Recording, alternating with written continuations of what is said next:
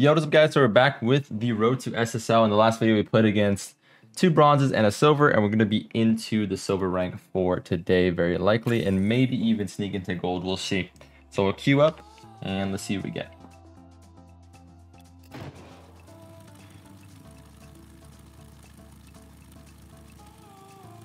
So the number next to their name is their elo. If you guys are new to the series, I have that on via Bacchus mod. 366 is silver 2.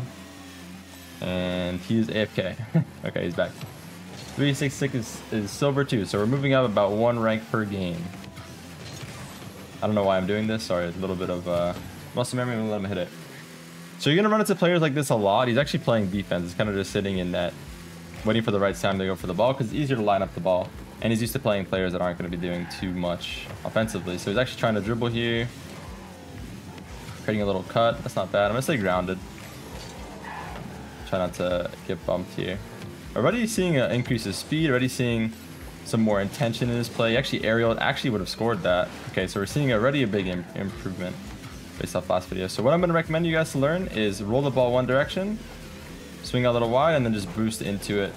And I'm not doing a very high level version of this. This is a very basic version of this, but you can get this ball top corner, either corner, extremely fast, much better than this. I just did it a very basic way to show you that this guy's defending, and you can take advantage of that very easily if he's very passively in net. Just roll the ball either right or left, whatever you feel more comfortable with. I'm going to do a very basic kickoff here. And this is what I was talking about. If you see they're waiting in net, what I recommend you guys to do is up your nameplate skill. I even use 200 sometimes. I think it's not bad because I can see him creeping up, and I could take my challenge off that as well. And what I was mentioning in the last video was how important vision is, and this gives you vision even when you don't see the actual car, which is pretty valuable.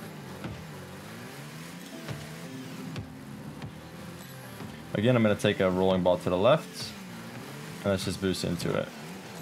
And that creates height. And it doesn't need to be perfect, but it creates enough height that if they're backing off and they're playing passive, which you'll see all the way up into the diamond ranks probably, players playing very passive or this kind of in-net defensive play style, which is incorrect. What I recommend you guys to do early on is try to get in the habit of shadowing, which I'll try to show you. If you guys have played real-life soccer or football, whatever you want to call it, you'll see what I mean pretty quickly. You'll understand what I mean. I'm going to give him the ball so I can show you guys. So instead of sitting in net, the problem with sitting in net is this. I'm scratching my nose real quick. The problem with sitting in net is this. Look how much space there is on the field. He now has so much time to make his play. He's actually going for kind of an air dribble setup. Not a bad attempt, but this is a good example of someone that's working a little ahead of their curve mechanically. But the problem with sitting in net, although I made the save there, that's more my read of the game than it being a good play. I don't think it's actually ever the right thing to do. I want to give him the ball and I'll show you what you should do instead. I have to react and give him so much field. He can take an angle right or left. He can take that kind of bounce dribble power shot. And look what he's doing again. He just naturally backs off into net to defend.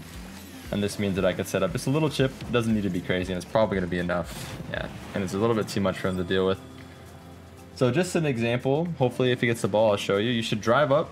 He should have drove up, closed the space down, kind of got in front of the ball. But again, you have to have good enough car control to drive up, drift around, and then just drive toward your net and have an idea of field awareness of where your net is as well. So there's a lot of little things that go into it, and that's why I think and always recommend to get the basics down in free play first. Let me pass this to him. So let's see what a rolling ball ends up being. Rolling ball to your opponent is never good, right? But the thing is, I'm going to mention this like I mentioned this in the 2 series. These guys aren't pros up until they're not going to be getting pro type of plays up until you get into the GCs probably. You guys aren't going to take this ball and perfectly or dribble into my net every time. So I can give him this perfect rolling ball and you see what the play ends up being, right? Actually not a bad play at all. He backflipped twice, but the point is they're not going to take this into a really good air dribble, and then double tap it super tight angle double tap that you can't save, or into an air dribble bump until you're into the SSLs, GCs, SSLs.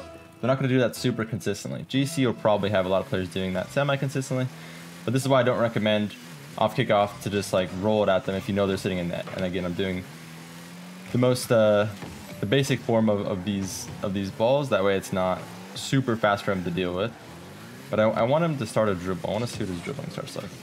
So if he had got the ball in a game, if someone's getting a ball, even if this is a pro, I'm getting close here. I could have just won this ball, so I would have just done that. But you see when I get close, it kind of forces him to have to make a play around me in some way. I'm like a pylon on his screen. And then eventually he makes his mistake. And then I could just drive the ball home. And this actually happens a lot all the way up until the higher ranks too. But the main idea is just to close down the space so they feel uncomfortable and they have to outplay you at midfield, which makes them waste boost. And then you can probably chase the ball down and win it in some form, even going for a bump if they get ahead of you. Like, there's a lot of little options, but the main point is not to give them the space and like sit in net and you're leaving the entire midfield open. And Ones is teaching you a lot of very valuable lessons about mechanics. And again, I'm gonna just let him get his touch here. And this is why you don't really want to roll the ball. So they can get a pretty good touch back toward your net. Obviously, a very good player is going to turn that into an air dribble really quickly.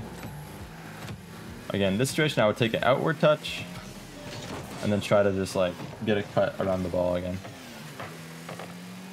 That is the most simple way to create a threatening situation. Just take like one outward touch like this and swing toward the ball for a flip. And now I'm in the shadowing position here, which is going to make him have to try to outplay me. And I never actually committed. And look where he ended up. And then if I wanted to, I could roll this ball in again.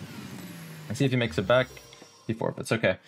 Good first game of the video, but there's actually a lot of valuable information in that game. And if you're at around this rank, I think all those things I said will help you a lot. And I think as we get higher into the ranks, you're going to notice that those same ideas just slightly evolve. And the general idea kind of remains the same. But yeah, let's get into the next game.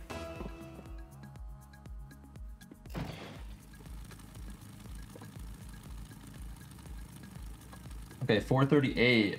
This guy is silver 3 or gold 1. I think he's gold 1 or about to be. I'm gonna do a basic front flip into a front flip kickoff, which again is not optimal at a pro level, but that would be a good kickoff for this rank. And I'm gonna try to show you guys what I think a good kickoff is later on for like the better ranks. But let's see what Felipe does with the ball. That's like a good test to see what kind of mechanics we're working with every single time.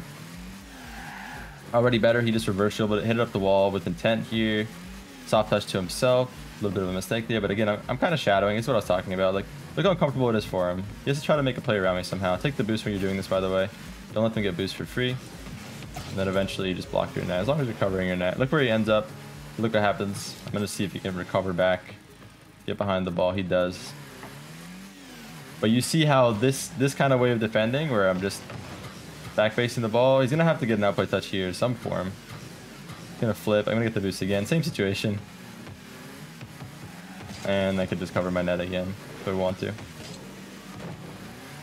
do the same thing, back facing him. This is just a really basic way to think about it. Back facing the ball, covering your net, like sitting in front of your net. And that's going to mean that he really has no way around you. And then I'm going to try to set up the same situation where I'm viewing the opponent and I can cut into this and just take a shot. Nothing crazy, but I have view of him. I'm creating an angle where I can get height on the ball, and then I just time my shot. That's all it is. I time my shot in a spot where I see the opponent's awkward. I see he's like flat-footed in a sense, which what that would mean in Rocket League is just they're stationary, basically. That means they can't get momentum forward or backward very quickly. I'll roll this back, see if he gets it.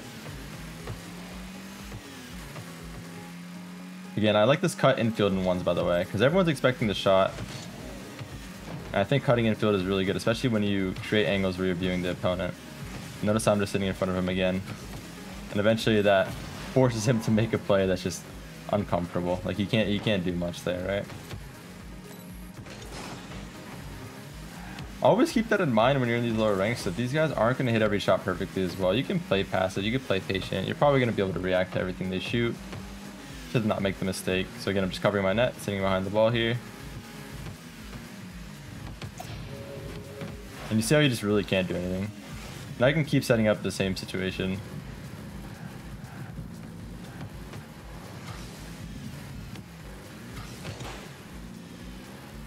I try to just time like a bounce shot here. Like really weak bounce shot. Hold on. I'm gonna try to time one that goes like super lofty. I want to see if he can aerial yet. This is already getting into gold. I know diamond is the rank you guys always tell me to worry about in terms of mechanics, but I didn't really see that in the road to SSL and 2, so I wanna see if it happens more in this one. So again, cutting infield is really good. This creates that pop. But I'm really just trying to test his dribbling skill and see if he's working with mechanically. But you see, if you're following like the guideline every time, or the little rule set to like always try to get into that shadowing mode, hide behind the ball a bit, that's going to create a situation where they actually can't do much. It's like a lofty shot, so I was going to go for it. Yeah, much better already. Well, you could tell he understands how to move his car a little bit more. He's panicking a bit there, panicking a bit there. I don't really need to commit to these, but he thinks I'm going to. And ones also makes people nervous. You have to remember that. You can play ones very calmly. You're always going to be better off. You notice how in all these situations, there's never a threat of a shot, though. Never really an immediate threat of something going wrong. You can also throw in a fake like I just did there. Very late. And then eventually, you see how many times we end up with just an empty net? I could just back up here. We end up with an empty net so many times off of just taking those little plays slowly and not panicking and not trying to instantly challenge. You don't need to instantly challenge. There's nobody behind you to help you. There's nobody to challenge for you. It's just got to be you. So as long as you keep that in mind, everything will be comfortable for the most part until you get higher ranks when people have flip resets and stuff. Once flip resets get involved, it becomes difficult, and I'll try to show you guys how to deal with them. Even though I think a really good player with the flip is basically unstoppable in ones. In threes, it's really easy to deal with someone that's like perfect at flip resets. Dealing with the Zen, it's actually pretty easy to deal with someone that's that good at flip resets in threes. But in ones, on the other hand, you don't have anyone to help you out. Usually someone's instantly challenging, and with that instant challenge forces the flip, and with that force flip, there's somebody back wall, and there's no threat anymore. But when you're playing 1v1, you don't have any help. So you have to make sure your initial challenge is actually good enough to not only force the ball, but also get contact on the ball, which is pretty difficult in a way that you can recover out of it as well. Ones is just by far the most difficult mode in terms of trying to rank up and in terms of trying to improve to the point where your mechanics are good enough to consistently beat somebody in a way that you can recover out of it as well.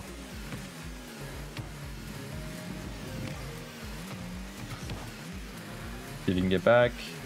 His control looks really good. The only problem is he's flipping for like no reason. There's a lot of times here he's just flipping because he's panicking a little bit. His control is really good. Like these flips aren't really necessary. If you get close to your net like that, you gotta make sure you're back flipping. But yeah, good. I think it was the second game of the day. Let's get into one more. Let's see what we get for the last one. Okay, a big jump in skill here. Playing a gold player. This is for sure gold. This will be interesting. I'm gonna do another basic kickoff. Flip it to the middle of the ball. This is gonna already be a tough game, I think. We see him front flipping around with more intent. We see him creating an angle kind of on the ball. He was going for a shot that he actually has control where he's creating a height on the shot. Immediately you see a huge step up in skill here. And yeah, this is gonna be a good one.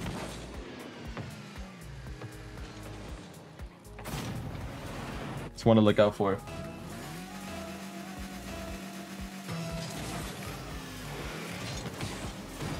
Nice. That played his back.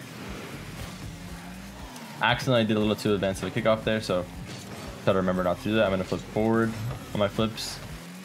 Played off the wall to myself here. I'm gonna stay grounded to see if he messes us up.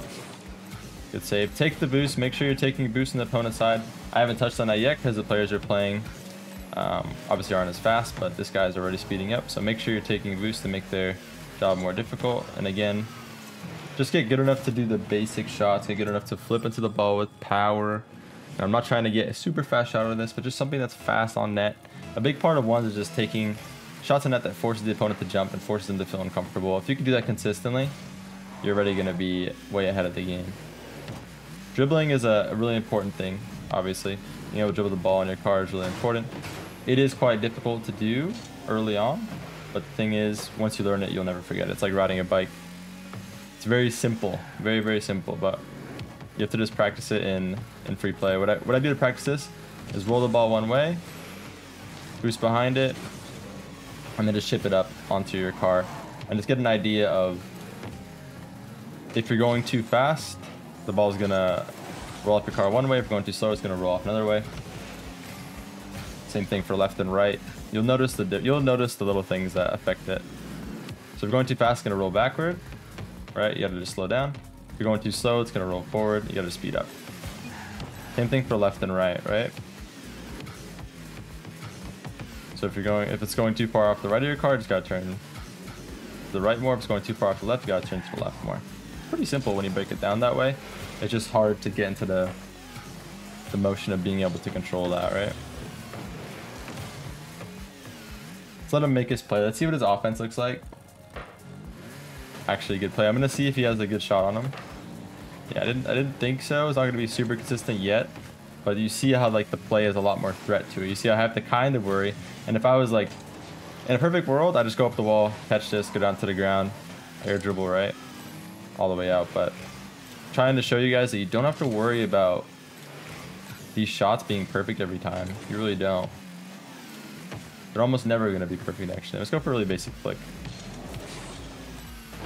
Front flip flick. Actually, I haven't seen him dribble yet. I want to just try to copy what they're doing. Okay, now he's dribbling. When you're challenging, this is actually a good time to mention this because he's getting a little more aggressive. When you're taking challenges and ones, you want a single jump. You want to just tap your jump. When you tap jump, you jump really low to the ground. When you hold jump, you jump really high. Right? So what you want to do is just tap your jump button. And that's gonna mean that you hit the ball and you can just instantly wave dash off of it. If you guys don't know what a wave dash is, it's a front flip that you're canceling the animation of it. So you pull back on your stick, your car will angle up like this, and before your front wheels touch the ground, you're front flipping. So the speed of this front flip happens, but it happens in a much quicker period of time. But you see how already there's so much more intent in his gameplay. So much more danger in what he's doing. And they can actually control their car really well. Same idea stands though. If you guys get in the habit of doing this kind of form of shadowing, eventually you just get the ball for free without having to commit.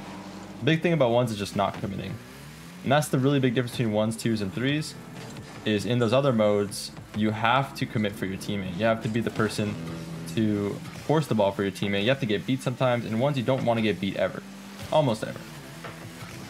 You're trying to get the ball for free. You're trying to do whatever you can to win the ball for free. I don't know why I popped that into a reverse dribble there. By the way, I was really just autopiloted talking, but if you guys make a little notepad out of everything I said in the Road to SSL 2s, everything I said in this Road to SSL, by the time it's done, you guys will get so much better, I guarantee you. I guarantee you'll go up at least a rank, a full rank. And the best part about all this, guys, is completely free. All you gotta do is just watch. And if you guys are enjoying the series, either the series, make sure you subscribe. It does help a lot. And also like the videos, guys. Definitely do like the videos, because it definitely helps YouTube out in sending it out to more people and helping more people learn. All right, that's going to be all for this one, guys. I hope you enjoyed. Have yourself a wonderful day or night, whatever time it is. If you guys are watching, just like, comment, subscribe. And see you guys all in the next one. I love y'all. Peace.